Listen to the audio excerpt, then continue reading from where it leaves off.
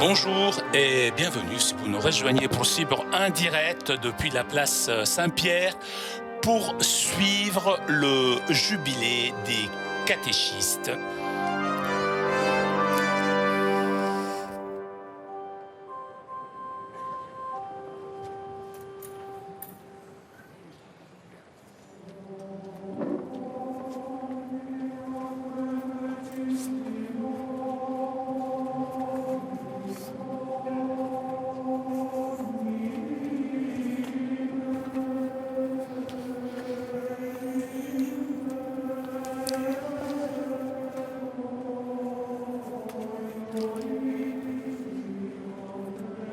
Signaler la présence de représentants de près de 70 diocèses français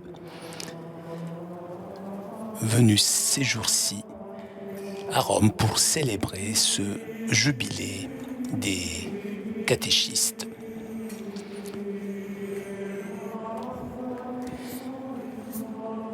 Jubilé qui a prévu un temps de prière dans plusieurs lieux de Rome, la visite des catacombes de Saint-Calix, une veillée de prière dans la basilique de Saint-Jean-Latran et aujourd'hui la rencontre avec le pape François pendant cette messe.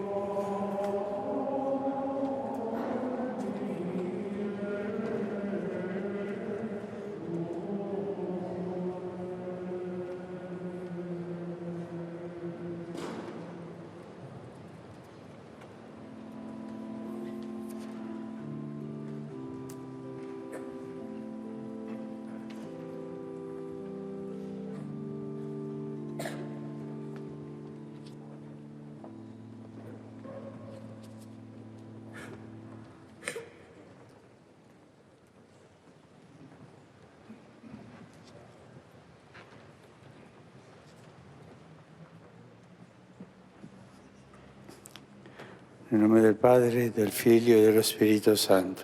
Amen. La pace sia con voi. E con il tuo spirito.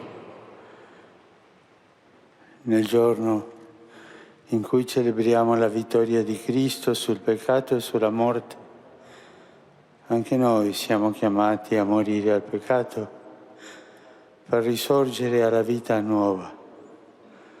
Riconosciamoci bisognosi della misericordia del Padre.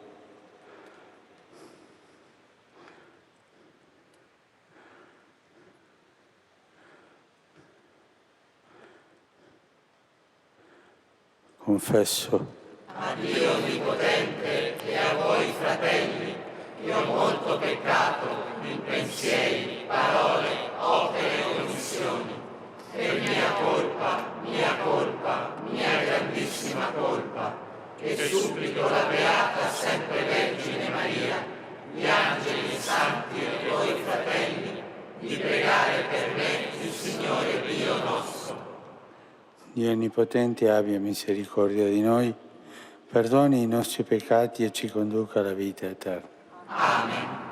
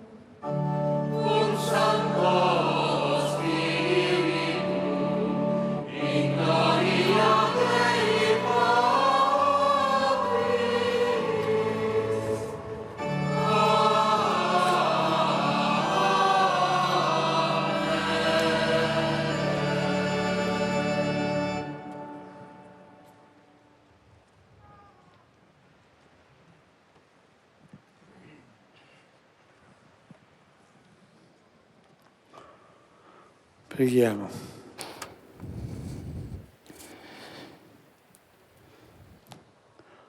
Oh Dio, Dieu, riveli toi la tua qui onnipotenza, révèles soprattutto con la toute puissance, misericordia surtout avec e la il perdono. miséricorde et le pardon, Continua a continue de effondere su di diffuser noi la sur tua nous ta grazia, grâce, perché afin que, camminando en verso i marchant beni vers les della tua biens que tu nous promessa, as promis, diventiamo nous devenions partecipi della felicità participants eterna. du bonheur Per il éternel. nostro Signore Gesù Cristo, tuo Figlio che è Dio, e vive e regna con te nell'unità dello Spirito Santo per tutti i secoli dei secoli.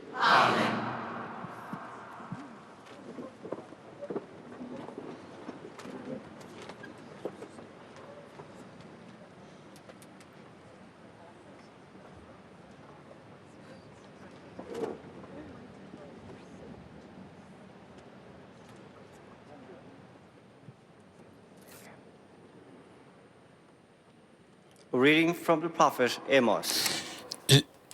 Lecture du prophète Amos. Ainsi parle le Seigneur de l'univers. Malheur à ceux qui vivent bien tranquilles dans Sion et à ceux qui se croient en sécurité sur la montagne de Samarie. Couchés sur des lits d'ivoire, vautrés sur leurs divans, ils mangent les agneaux du troupeau, les veaux les plus tendres de l'étable. Ils improvisent au son de la harpe, ils inventent, comme David, des instruments de musique. Ils boivent le vin à même les amphores, ils se frottent avec des parfums de luxe, mais ils ne se tournent guère du désastre d'Israël. C'est pourquoi maintenant, ils vont être déportés. Ils seront les premiers des déportés et la bande des vautrés n'existera plus. Verbum Domini.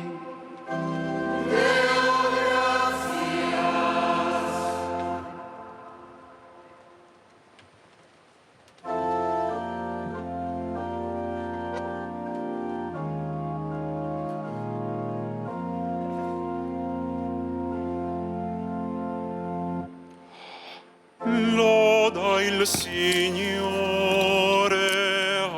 anima mia. Le psaume 145 chante ô mon âme la louange du Seigneur.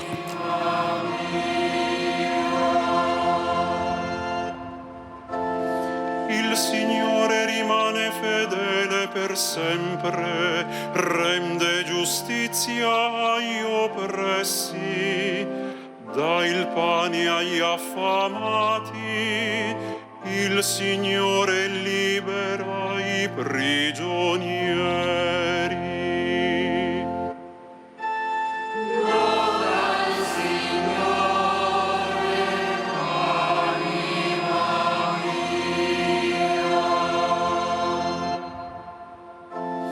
Il Signore ridona la vista ai ciechi, il Signore innalza chi è caduto, il Signore ama i giusti, il Signore protegge i forestieri.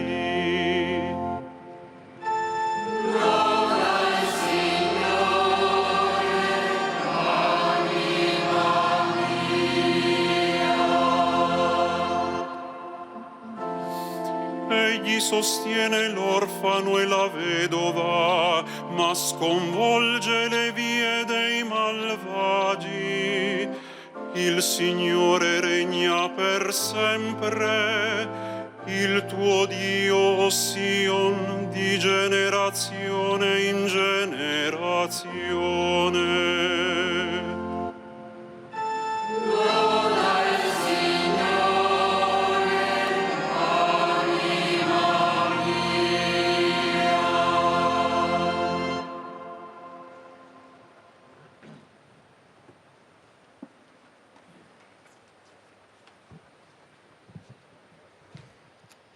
Lectura de la primera carta del apóstol San Pablo a Lecture Timoteo. de la première lettre de Saint Paul apôtre à Timothée. Toi, homme de Dieu, recherche la justice, la piété, la foi, la charité, la persévérance et la douceur. Mène le bon combat, celui de la foi. Empare-toi la vie éternelle. C'est à elle qui tu as été appelé.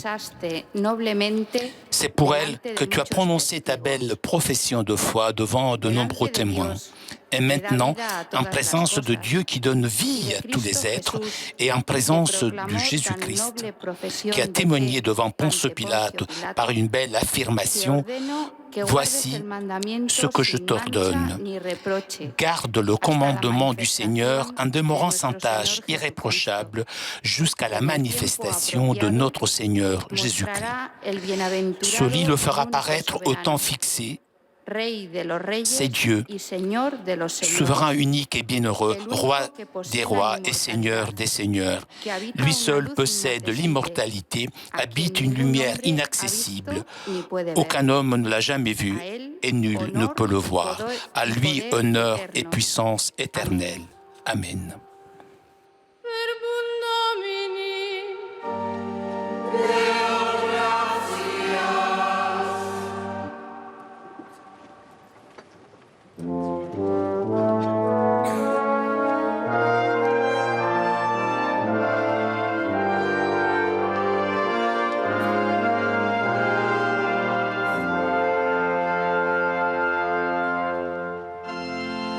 Alleluia.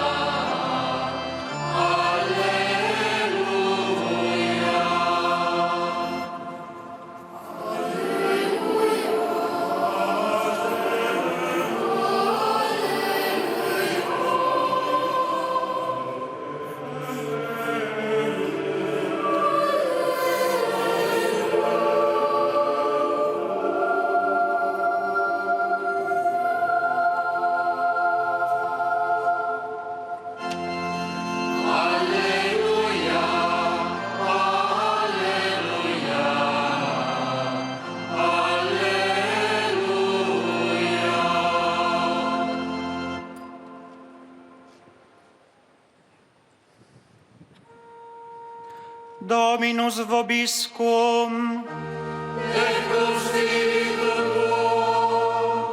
Lectio Sancti Evangelii secundum Lucam.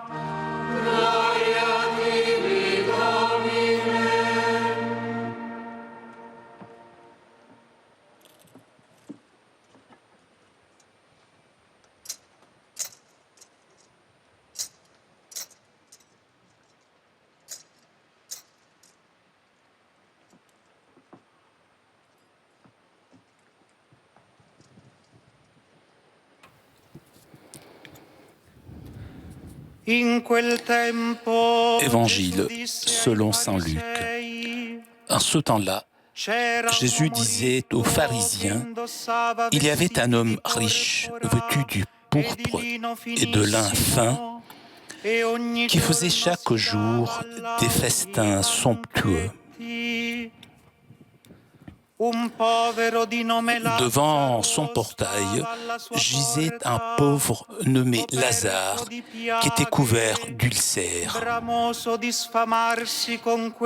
Il aurait bien voulu se rassasier de ce qui tombait de la table du riche, mais les chiens, eux, venaient lécher ses ulcères. Or, le pauvre mourut, et les anges l'emportèrent auprès d'Abraham. Le riche mourut aussi, et on l'enterra. Au séjour des morts, il était en proie à la torture. Levant les yeux, il vit Abraham de loin et Lazare tout près de lui. Alors il cria, « Père Abraham, prends pitié de moi et envoie Lazare tremper le bout de son doigt dans l'eau pour me rafraîchir la langue, car je souffre terriblement dans cette fournaise. » Mon enfant, répondit Abraham, rappelle-toi, tu as reçu le bonheur pendant ta vie et Lazare le malheur pendant la sienne. Maintenant, lui, il trouve ici la consolation et toi, la souffrance. Et en plus de tout cela, un grand abîme a été établi entre vous et nous, pour que ceux qui voudraient passer vers vous ne le puissent pas, et que de là-bas non plus, on ne traverse pas vers nous. Le riche répliqua, « Eh bien, Père, je te prie d'envoyer Lazare dans la maison de mon Père. En effet, j'ai 5 frères qui leur portent son témoignage, de peur qu'eux aussi ne viennent dans ce lieu de torture. » Abraham lui dit, « Ils ont Moïse et les prophètes qui les écoutent. » Non, Père Abraham, dit-il, mais si quelqu'un de chez les morts vient les trouver, ils se convertiront. Abraham répondit, s'ils n'écoutent pas Moïse ni les prophètes, quelqu'un pourra bien ressusciter d'entre les morts. Ils ne seront pas convaincus.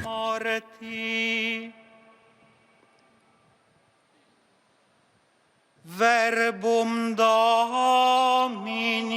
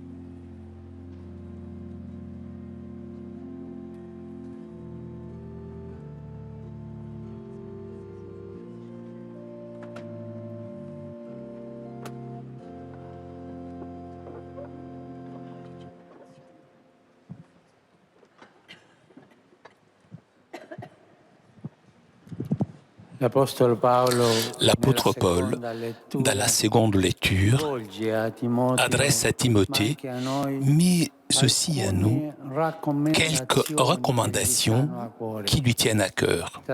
Parmi elles, il demande de garder le commandement du Seigneur en demeurant sans tache, irréprochable. Il parle simplement d'un commandement. Il semble qu'il veuille faire fixer notre regard sur ce qui est essentiel pour la foi. Saint Paul, en effet, ne recommande pas beaucoup de points ni d'aspects, mais il souligne le centre de la foi. Ce centre autour duquel tout tourne, ce cœur palpitant qui donne vie à tout, c'est l'annonce pascale, la première annonce. Le Seigneur Jésus est ressuscité. Le Seigneur Jésus t'aime. Il a donné sa vie pour toi. Ressuscité et vivant, il est présent à tes côtés et il t'attend chaque jour. Nous ne devons jamais l'oublier. En ce jubilé des catéchistes, il nous est demandé de ne pas nous laisser de mettre en premier l'annonce principale de la foi. Le Seigneur est ressuscité. Il n'y a pas de contenu plus important, rien de plus solide et actuel. Tout le contenu de la foi devient beau s'il est relié à ce centre, s'il est traversé par l'annonce pascale. En revanche, s'il est isolé, il perd sens et force. Nous sommes toujours appelés à vivre et à annoncer la nouveauté de l'amour du Seigneur. Jésus t'aime vraiment, comme tu es. Fais-lui une place, malgré les déceptions et les blessures de la vie. Laisse-lui la possibilité de t'aimer. Il ne te décevra pas. Le commandement dont parle Saint Paul nous fait penser aussi au commandement nouveau de Jésus. Aimez-vous les uns les autres comme je vous ai aimé. C'est en aimant que l'on annonce le Dieu amour, non pas en cherchant à convaincre, jamais en imposant la vérité, non plus en se raidissant sur des obligations religieuses ou morales. Dieu est annoncé en rencontrant les personnes, en prêtant attention à leur histoire et à leur chemin, car le Seigneur n'est pas une idée, mais une personne vivante. Son message passe par le témoignage simple et vrai, par l'écoute et l'accueil, par la joie qui rayonne. On ne parle pas bien de Jésus quand on est triste. On ne transmet pas non plus la beauté de Dieu en faisant seulement de belles prédications. Le Dieu de l'espérance est annoncé en vivant aujourd'hui l'évangile de la charité, sans peur d'en témoigner aussi, sous des formes nouvelles d'annonce. L'évangile de ce dimanche nous aide à comprendre ce que veut dire aimer et surtout à éviter certains risques. Dans la parabole, il y a un homme riche qui ne remarque pas Lazare, un pauvre qui était devant son portail. Ce riche, en réalité, ne fait de mal à personne. On ne dit pas qu'il est mauvais. Mais il a une infirmité plus grande que celle de Lazare, qui est couvert d'ulcères. Ce riche souffre d'une grande cécité parce qu'il ne réussit pas à regarder au-delà de son monde fait de banquets et de beaux vêtements. Il ne voit pas derrière la porte de sa maison où est allongé Lazare, parce que ce qui se passe dehors ne l'intéresse pas. Il ne va pas avec les yeux, car il ne sent pas avec son cœur. La mondanité qui anesthésie l'âme est entrée dans son cœur. La mondanité est comme un trou noir qui engloutit le bien, qui éteint l'amour, parce qu'elle ramène tout au moi. On ne voit plus alors que les apparences et on ne prête plus attention aux autres, car on devient indifférent à tout. Souvent, celui qui souffre de cette grave cécité se met à loucher. Il regarde avec révérence des personnes célèbres, de haut rang, admirées du monde. Il détourne le regard des nombreux Lazars d'aujourd'hui, des pauvres et de ceux qui souffrent, qui sont les préférés du Seigneur. Mais le Seigneur regarde celui qui est négligé et qui est mis à l'écart du monde. Lazare est le seul personnage dans toutes les paraboles de Jésus à être appelé par son nom. Ce nom veut dire Dieu aide. Dieu ne l'oublie pas. Il accueillera au banquet de son royaume avec Abraham dans une communion riche en affection. En revanche, l'homme riche dans la parabole n'a même pas de nom. Sa vie est oubliée, car celui qui vit pour soi ne fait pas l'histoire. Et un chrétien doit faire l'histoire, doit sortir de soi-même pour faire l'histoire. Mais celui qui ne vit que pour lui ne fait pas l'histoire. L'insensibilité d'aujourd'hui creuse des abîmes infranchissables à jamais. Et nous sommes tombés dans ce monde. Nous sommes tombés dans cette maladie de l'indifférence dans notre monde, de l'égoïsme, de la mondanité. Il y a un autre détail dans la parabole, un contraste. La vie opulente de cet homme sans nom est décrite de manière ostentatoire. Tout en lui réclame des besoins et des droits. Même mort, il insiste pour être aidé et prétendre à ses intérêts. La pauvreté de Lazare, en revanche, s'exprime avec une grande dignité. Aucune lamentation, protestation ni parole de mépris ne sort de sa bouche. C'est un enseignement précieux. En tant que serviteurs de la parole de Jésus, nous sommes appelés à ne pas étaler une apparence et à ne pas rechercher la gloire. Nous ne pouvons non plus être tristes ni nous lamenter.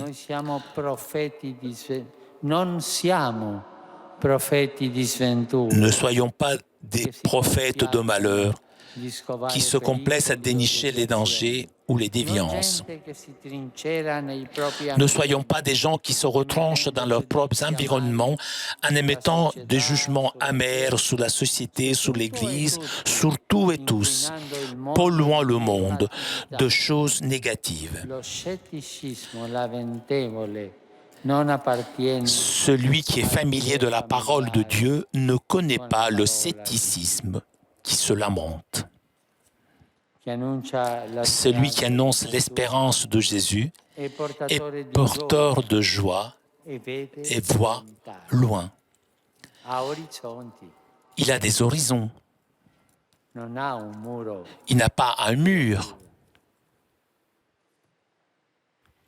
Vede lontano perché Il sa va guardare loin al di là parce del qu'il sait male regarder e dei au-delà du problemi. mal et des problèmes. Al tempo stesso, En même temps, vede bene il da voit bien de vicino, près perché è attento car al il est prossimo attentif e au alle prochain sue et à necessità. ses nécessités. Signore, oggi Aujourd'hui, ce le lo Seigneur nous le demande. dinanzi a Devant tanti tant de Lazzaro Lazare che vediamo, que nous voyons, siamo chiamati nous sommes a appelés inquietare, à nous inquiéter, à trouver des chemins pour rencontrer et aider, sans déléguer toujours aux autres et dire ti aiuterò domani. « je t'aiderai demain ». Oggi non ho tempo, Aujourd'hui, je n'ai pas le ti temps, aiuterò domani. je t'aiderai demain. E questo è un peccato. Et ça, c'est un péché. Il tempo Le per temps soccorrere, donné pour porter secours, il tempo per soccorrere le gli temps altri, pour il tempo porter donato secours a aux Gesù, autres est du temps donné à l'amore Jésus. che rimane. C'est de l'amour qui demeure. C'est notre trésor au ciel que nous nous procurons ici, sur terre. En conclusion, Cari catechisti chers catéchistes e cari fratelli e et sorelle, chers frères et sœurs, il Signore ci dia la que le grazia Seigneur nous donne la grâce d'être renouvelés chaque jour par la joie de la première annonce. Jésus, il est mort et ressuscité. Jésus nous aime personnellement, qui nous donne la force de vivre et d'annoncer le commandement de l'amour en dépassant la cécité de l'apparence et les tristesses mondaines, qui nous rendent sensibles aux pauvres, qui ne sont pas un appendice de l'Évangile, mais une page centrale, toujours ouverte devant tous.